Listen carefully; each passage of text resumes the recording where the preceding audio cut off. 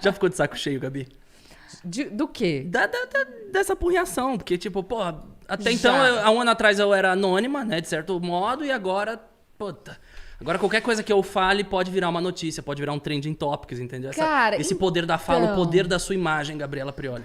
Eu acho, assim, eu não me encho o saco, essa galera que enfim, faz essas coisas Se idiotas, descredibiliza. eu dou risada. Uhum. Eu sinto alguma frustração quando eu percebo algumas pessoas, não posso dizer relevantes, mas que eu achava que tinham alguma razoabilidade no julgamento e que se deixam levar por uma antipatia desarrazoada e acabam adotando um comportamento incoerente. Te explico. Publicaram a lista de detratores do governo. E todo mundo que não estava na lista, e os que estavam também, enfim, fez piada. Todo mundo fez piada. E quem estava na lista fez piada com a lista. Quem não estava na lista e falava mal do governo falou: ai, nossa, estou muito frustrado porque eu me esforcei tanto, falei tão mal do governo e não estou na lista. E eu fiz a mesma piada. Não posso nem invocar o mérito de ter sido eu a grande criadora dessa piada. E eu fui para o primeiro lugar. E aí você começa a receber uns ataques e, claro, é ruim receber ataque violento. Ameaça, né? É péssimo. Eu não olho muito, pra ser sincera. Mas é uma frustração, de verdade. Eu não fico frustrada nem de saco cheio com o ataque. Isso não me abala. Eu sou muito segura daquilo que eu faço e de quem eu sou. De verdade. E eu já sei, enfim, tenho 35 anos, eu tenho maturidade suficiente pra entender que eu só vou sentir conforto se eu me mostrar exatamente do jeito que eu sou. Mas você tem medo de andar sozinha na rua? Não tenho, não.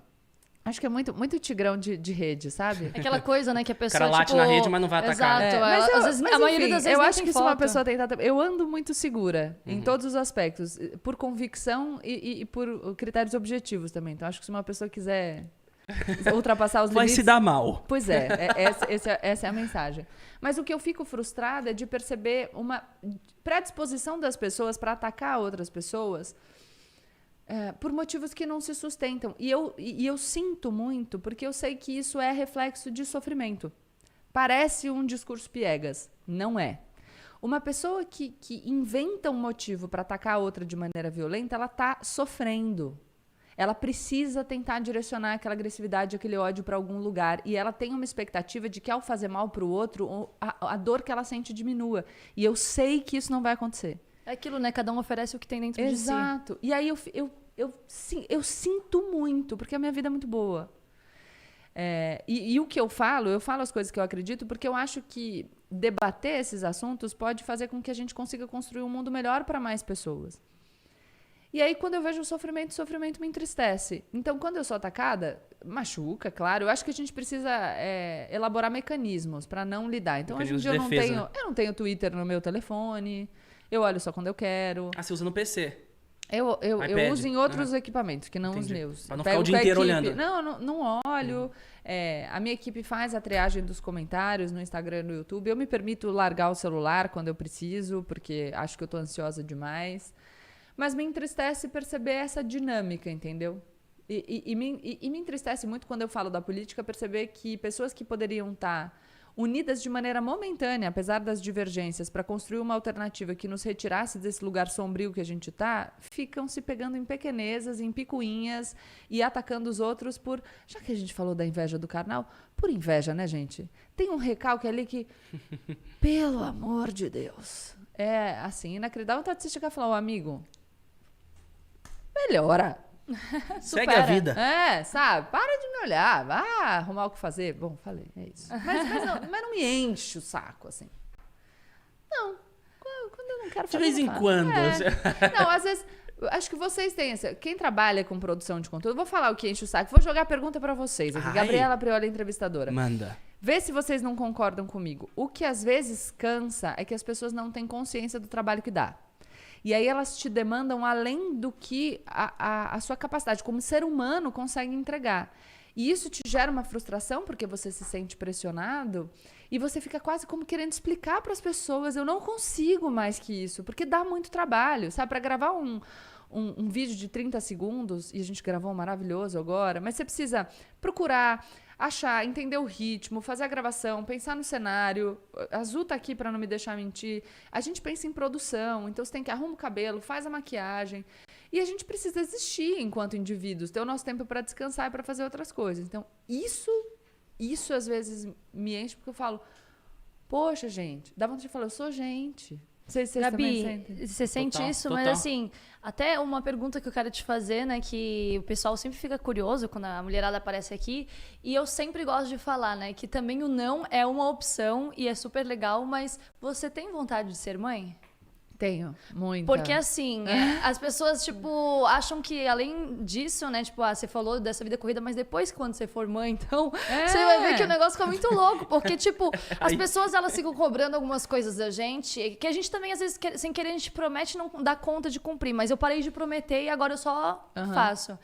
Mas, assim, às vezes, tipo, tem dias, o Gael agora tá numa fase de rebeldia, tipo, que ele tá carente, porque ele tá sentindo que eu tô grávida. Então, tem horas, assim, que a minha atenção, não consigo estar mais com ele, com o celular na mão. Eu tenho que largar o celular. Que bom, né? Exato. Que bom tipo... que você é uma mãe consciente e faz isso pra dar a atenção que seu filho precisa. Exato. Aliás, parabéns. E assim, às vezes até, tipo, eu evito de ficar fazendo, mas quando ele tá muito impaciente, assim, às vezes eu dou até meu celular pra ele, pra gente brincar, tem uns joguinhos educativos que ele gosta. Então, assim, as pessoas acham que também, né, o fato de ter a vida pública ali e profissional, tipo, é só isso. E aí, as pessoas acham isso porque a gente está vivendo um momento muito delicado, Zu, na flexibilização, na dissolução mesmo dos vínculos de trabalho de maneira geral. Não é só com quem produz conteúdo. Então, títulos de trabalho, você diz, os novos trabalhos? O papo cabeçudo. A gente vem de uma realidade que é fábrica. Você vai para a fábrica, então você tem um lugar para trabalhar. Você sai de casa e vai lá. Você tem um tempo de trabalho. Então, você consegue separar as duas esferas, o indivíduo trabalhador e o indivíduo pessoa física, vai? O indivíduo mesmo. Isso está se dissolvendo. E é muito perigoso, porque nas empresas, quando a gente fala, o espaço para descansar na empresa, para confraternizar na empresa, legal se você faz isso dentro do seu horário de trabalho regular. Agora, se você está ficando 14 horas dentro da empresa porque você decidiu que é lá que você descansa, você está necessariamente prejudicando a sua vida pessoal e você precisa dividir essas esferas. Então, tem esse o ponto, a gente não tem mais limite, você leva o smartphone para casa e trabalha o tempo inteiro. A gente está se tornando um indivíduo que só trabalha.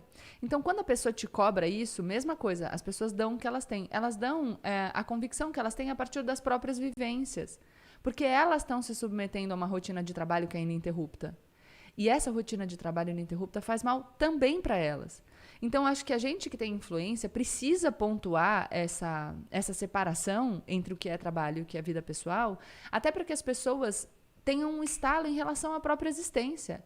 Todo ser humano, é muito legal trabalhar, é muito legal fazer planos, é muito legal se desenvolver, é muito legal ficar feliz com aquilo que você conquista. O trabalho é um super espaço de satisfação, mas ele não é o único e ele não deve ser o único. A gente precisa existir em outros espaços. A gente não é o ser que trabalha. A gente é um ser que também trabalha e faz outras coisas. Tem que ter tempo para descansar, tem que ter tempo para ficar com a família, para, enfim, confraternizar com os amigos. Aliás, pesquisas sobre felicidade têm mostrado que o dado mais importante para uma existência feliz é a relação com outras pessoas. Então, eu acho que quando você diz, por exemplo, eu não vou ficar na rede hoje porque eu quero estar inteira com o meu filho. Isso é importante não só para a sua existência, mas para a existência de todas as pessoas que te acompanham, que vão pensar, eu preciso ficar com meu filho, com meu irmão, com meu marido, com a minha namorada, com a minha amiga, com a minha mãe, enfim, com qualquer pessoa. É fundamental que a gente use a tecnologia, que é uma ferramenta, para melhorar a nossa maneira de viver e não para piorar.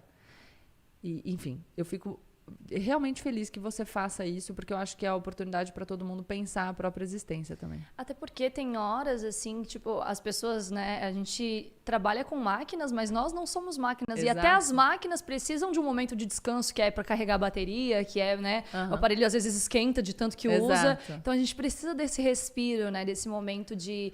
Aí você entra lá, vai dar uma espiadinha só nas direct... Cadê você nos stories? Você subiu dos stories. Eu falo, gente, eu não tenho o que postar. Vocês querem só que eu fale oi? Tudo e outra bem? coisa muito interessante que a gente pode pensar, colocando um monte de coisa para vocês pensarem, né? A gente tem uma evolução de sociedade que tem um passado servil. A gente teve escravidão por muitos anos aqui no Brasil, né? Fomos, enfim, abolimos muito tarde a nossa escravidão, então a gente tem isso permeia as nossas relações. E a gente precisa pensar em não instrumentalizar outras existências. O Cris existe para ele. E na existência para ele, ele pode desenvolver uma relação com a Azul, ele tem um filho, ele tem os amigos dele, a quem ele serve em determinados momentos. Isso funciona para todos os indivíduos, mas a outra pessoa não existe para nos servir e nos satisfazer.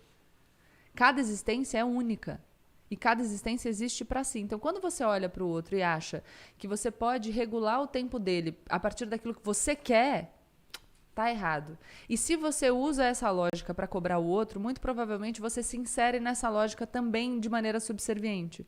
A gente precisa pensar nas coisas e falar, eu existo para mim. Eu preciso pensar naquilo que eu quero. Claro que a gente tem um país muito desigual e essa possibilidade de escolha é muito diferente para pessoas diferentes. Eu não desconsidero isso. Mas na medida do possível, pense nas suas vontades, nos seus desejos, do que te faz vibrar, o que você quer fazer da sua vida, como é que você quer existir e não se submeta. A gente tem... Quer ver um exemplo bom, já que a gente citou a Lumena? Eu tenho assistido pouco BBB, tá? Mas eu tenho ouvido as pessoas falarem sobre a Carla com o Arthur. Ah. E sobre como ela deixa o jogo dela em segundo plano para servir ao jogo dele. E a gente... Eu falei de uma sociedade servil e isso afeta principalmente as mulheres, porque as mulheres... A construção do papel de gênero na nossa sociedade diz que as mulheres existem para servir, para cuidar. Então a gente incorpora esse valor.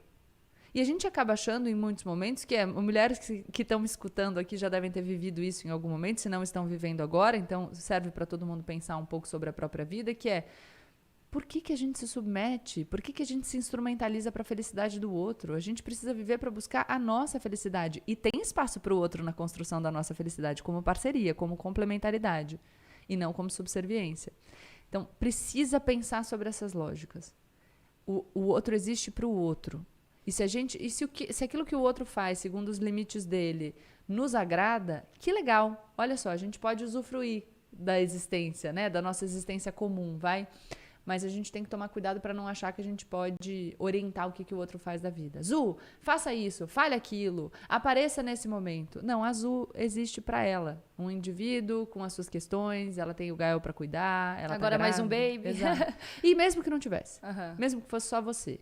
Mesmo que aquilo a te demandar a atenção fosse a sua vontade de tomar um banho mais demorado. Porque também a gente pode dizer, então, eu desculpo a Azul nesse aspecto que ela está cuidando do filho. Não, não é. É qualquer coisa.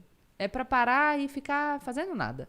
E ao reconhecer esse direito da Azul de fazer o que ela quer e o que ela precisa, a gente reconhece o nosso direito de fazer o que a gente quer e o que a gente precisa.